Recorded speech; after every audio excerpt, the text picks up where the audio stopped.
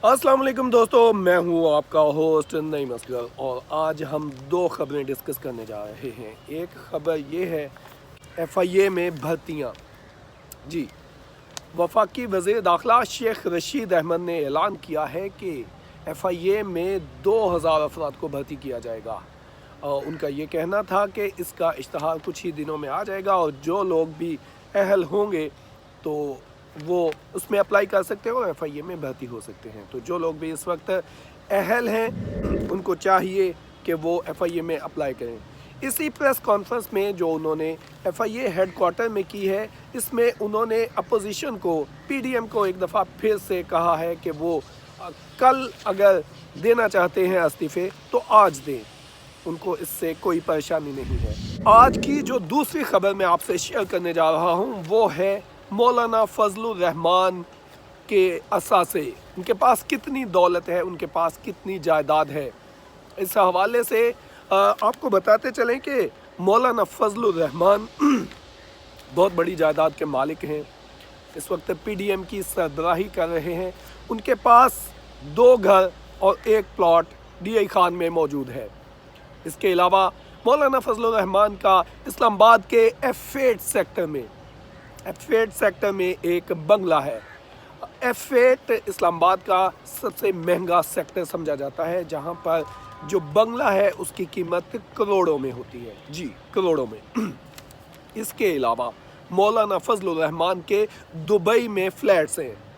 इसके अलावा जो तफसीलात हमारे सामने आई हैं उनके मुताबिक मौलाना फजलुर रहमान की दुकानें और फ्लैट्स कराची, कोयटा और पेशावर में भी मौजूद हैं। इसके अलावा मौलाना फजलुर रहमान का एक घर और 5 एकड़ ज़मीन पनियाला DI खान में मौजूद है।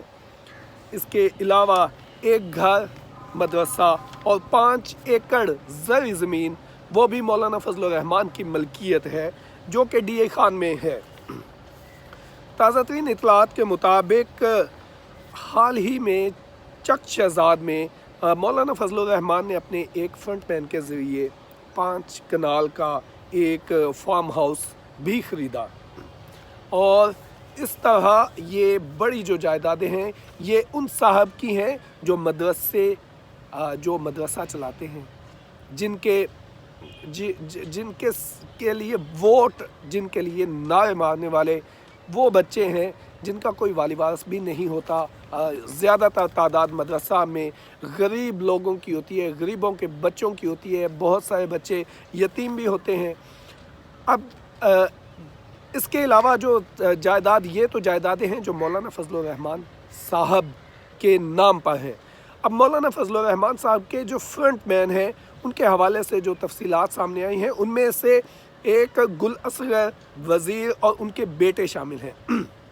उनके बारे में ये बताया जाता है, रिकॉर्ड से ये बात सामने आई है कि मौलाना ये जो गुल असगर वज़ीर और उनके जो बेटे हैं ये बहुत ही गरीब थे, लेकिन जब से मौलाना फजलुर रहमान के साथ वो मिले, उनके साथ उनका समझ लें कि उनके ये साथी बने हैं, उसके बाद से ये गौर से सुनिएगा कितनी ज़मीन है, 3777 कनाल, 3777 कनाल के मालिक हैं। ये वो लोग हैं जो इंतहाई गरीब थे और जो PTI के रहनुमा हैं वो ये कह रहे हैं कि ये लोग मौलाना फजलुर रहमान के फ्रंटमैन हैं। इसके अलावा एक शख्स है अब्दुल रऊफ़ मामा। PTI के रहनुमा मुराद सईद की जानिब से जो तफसीलात दी गई हैं उनके मुताबिक ये मौलाना फजलुर रहमान साहब के रिश्तेदार हैं जो पहले बस कंडक्टर थे। जी, पहले ये बस कंडक्टर थे और उन्हें MMA के दौर में ठेके दिए गए।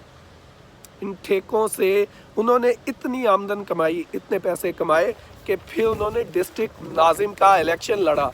जी दोस्तों, आपको पता है कि पाकिस्तान में इलेक्शन लड़ना कितना महंगा काम है, लेकिन ये साबका बस कंडक्टर MMA के दौर में ठेके लेते हैं और उसके बाद ان کی ترقیاں دیکھیں، ڈسٹرکٹ ناظم کا الیکشن لڑتے بھی ہیں اور جیتتے بھی ہیں۔ اس کے علاوہ مولانا فضل الرحمان صاحب کے فرنٹ مینوں میں ایک اور شخص کا ذکر بھی آتا ہے، وہ ہیں ایک ریٹائرڈ حوالدار جو فرنٹیئر کور میں تھے، ایف سی میں۔ ان کا تعلق بڑی ہی ایک غریب فیملی سے بتایا جاتا ہے، بڑے غریب تھے۔ ظاہر جو ریٹائرڈ حوالدار ہے وہ غریب ہی ہوگا۔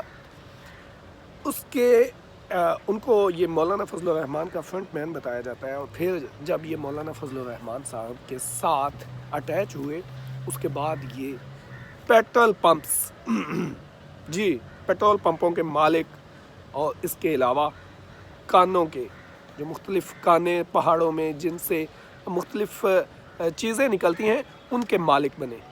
تو یہ سب کہانی ہے دوستو بھائیوں، یہ ہماری سیاست کی کہانی ہے، ہمارے ملک کے یہ سیاستدان جن کے پیچھے ہم جیسے غریب لوگ نعرے مار رہے ہوتے ہیں، ہم لوگ سڑکوں پر ان کے لیے ڈنڈے کھا رہے ہوتے ہیں۔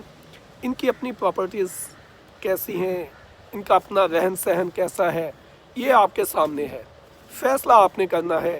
ہم اس پر کوئی بات نہیں کرتے، ہم آپ کے سامنے یہ چیزیں رکھ رہے ہیں۔ مولانا فضل الرحمان، نواز شریف، آصف علی زرداری، یہ جتنے بھی سیاستدان اس وقت آپ کو نظر آ رہے ہیں، آپ ان کے اثاثوں کے بارے میں دیکھیں تو صحیح، جانچیں تو صحیح، اور پھر ان سے پوچھیں کہ یہ اثاثے آپ کے کہاں سے آئے۔ آپ نے جو کاروبار شروع کیے، جتنے بھی سیاستدان ہیں آپ دیکھیں، مولانا فضل الرحمان ہیں یا آصف علی زرداری ہیں یا سابق وزیر اعظم نواز شریف ہیں، ان کے کاروباروں کے اوپر ذرا نگاہ تو ڈالیں۔ یہ وہ لوگ ہیں جن کے اپنے کاروبار، جو ان کے بزنس، ان کے فیملی بزنسز ہیں، جب انہوں نے شروع کیے تو انہوں نے دن رات ترقیاں کی ان کے کاروباروں نے۔ لیکن یہی لوگ جب حکومت میں آتے ہیں تو اسٹیل مل بھی خسارے میں جاتی ہے، یہی لوگ جب حکومت میں آتے ہیں تو پی آئی اے بھی خسارے میں جاتی ہے، عوام خسارے میں جاتی ہے، پاکستان خسارے میں جاتا ہے۔ تو ہمیں ان سے پوچھنا چاہیے کہ آپ کے پاس کون سی ایسی گدڑ سنگھی ہے کہ آپ کے ذاتی کاروبار، آپ کی ذاتی فیکٹریاں، آپ کے جو ذاتی جو اثاثے ہیں وہ بڑھتے جا رہے ہیں، وہ ترقی کرتے جا رہے ہیں، اور جو ملکی اثاثے ہیں وہ تنزلی کا شکار ہیں، عوام غریب سے غریب ہوتی جا رہی ہے۔